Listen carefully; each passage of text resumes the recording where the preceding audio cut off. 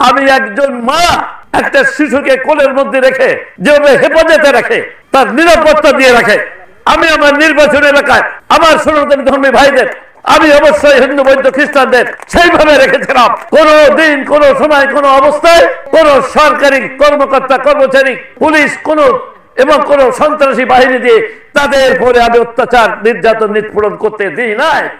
আমার তৎকালীন নির্বাচন এলাকা বর্তমান 12টা কালীগঞ্জ উপজেলার ইউনিয়ন আর দেবাটার 5টা ইউনিয়ন। এই 17টা ইউনিয়নে আমার সনাতনী ভাইদের এমন কোন মন্দির নাই প্রতি বছর একবার করে আমি তাদের উন্নয়নের জন্য বরাদ্দ দেই নাই। শুধু তাই নয়, প্রত্যেকটা দুর্গা পূজার সময়, প্রত্যেকটা দুর্গা পূজায় 27.5 মণ করে আমি সরকারি চাউল দিয়েছিলাম আবার ব্যক্তিগত তহবিলের বাইরে, এবং অসংখ্য ঢেউটিন দিয়েছিলাম তাদের মন্দিরগুলো নির্মাণ করার জন্য।